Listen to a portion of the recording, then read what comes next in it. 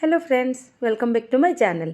तो आज रेसिपी हूँ भोजी परी कुड़मुड़िया एकदम क्रिस्पी परिबा चिप्स। तो देखा चलते आपन को यार साउंड शुणाऊँगी। आपड़ जापे ये केते क्रिस्पी होती आर साउंड रू जापे ठंडा है ये बहुत समय क्रिस्पी रहे। भोजी रे एमती ही क्रिस्पी चिप्स करती जार कि हाईली डिमांड थाए। आपको घरे तैयार करबा बहुत ही सहज। तो चलतु आउ डेरी नक रेसिपीटी स्टार्ट करवा। ये देखु मु गोटे बड़ बेसिन रे 250 ग्राम पोटल नहीं और 250 ग्राम कोबी नहीं और 250 ग्राम आलू नहीं। मु पूर्वर एगुड़ा को भल भाव में काटी धुआ धुई कर देइथिली। तापर मुझे बड़ 2 चामच बेसन नौची। तापरे कॉर्नफ्लोर भी ये मु 2 चामच नौची। राइस फ्लोर बा चावल गुंड भी मुझे 2 चामच नौची। तापरे अदा रसुण को छेची गोटे बड़ चामच नौची। अदा रसुण छेचिकी नेबा द्वारा तार जो चंक्स गुड़ाक बाजे बहुत भल लगे खाइबापाई। तापरे किछि हळदी गुंड किछि लंका गुंड और 2 चामच कश्मीरी लंका गुंड नहीं। गोटे चामच गरम मसला नहीं। तापरे 2 बड़ चामच राशि नहीं। मुझे स्वाद अनुसार लुण देबा। एठी मु कलर व्यवहार करिनी, आपण चाहिए टिके करि परिबे। देखंतु मु 2 रु 3 स्ट्रिंग्स करी पत्ता नहीं मु और 3टी कंचा लंका को मुझे 2 भाग करके भांगिकी नौची। कारण गोटा कंचा लंका देले कौन हम छाणिला टाइम रे सी फुटिकी बाहर को आसीपे और देहर भी पड़ पारे। से को भांगिकी निश्चय नेबे। तापर देखंतु एठी मु टिके पानी देइची। टिके पानी देके एठी हाथ रे मु मिसई नौची। मन रखिबे एकाथर के बहुत पानी देबेनी। टिके टिके तार कंसिस्टेंसी एडजस्ट करके टिके टिके पानी देके आकु गोलिबा। और आउ गोटे जिनस ध्यान रखिए गोलिबा टाइम रे परिबा गुड़ा को बहुत जोर से मंथिबे नहीं, हल्का हाथ रे गोलेबे। बहुत जोर से मंथिबा द्वारा कौन हम ए लुण पड़ी तो परिबा गुड़ाक पानी छाड़देव।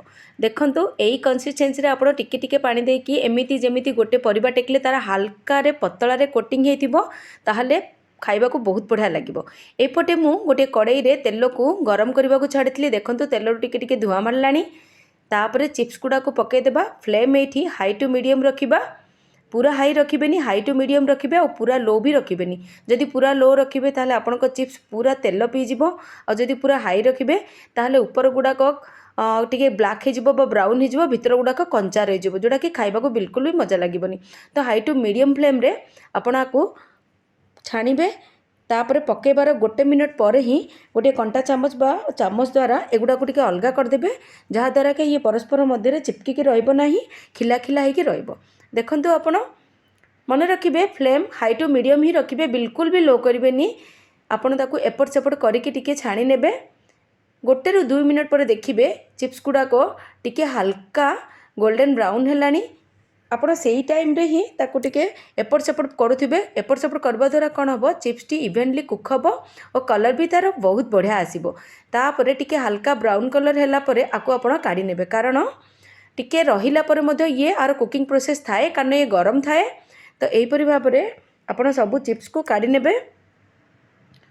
जेकोसी पार्टी हो भोजी हो जहाँ भी हो बिना चिप्स रे तो भोजीटी भल लगेनी बा चिप्स को तो डेफिनेटली समस्ते पसंद करती। तो सही टाइप रो घरे कले केबे केबे पखाल सांगरे बा गरम डाली भात सांगरे खाइबा को बहुत ही बढ़िया लगी थाए। साइड रे कौन सी तरकारी भजा किसी दरकार पड़ेनी। तो चिप्स तो घरे घरे समस्त फेवरेट थाए।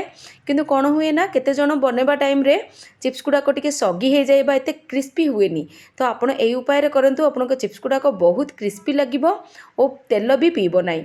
देखंतु एठी सेकंड बैच भी मु सेम प्रोसेस रे छाणी नउची।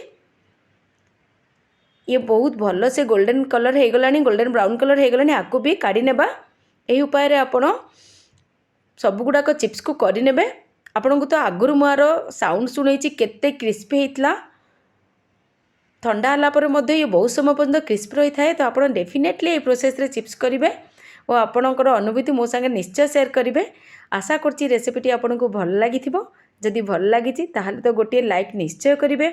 चैनल रे जदि नुआ अछंती तो सब्सक्राइब करने को बिल्कुल भूलिबेनी। देखंतु केते सुंदर हेछि रेसिपीटी। पखाळ संगड़े तो बहुत ही बढ़िया लगे।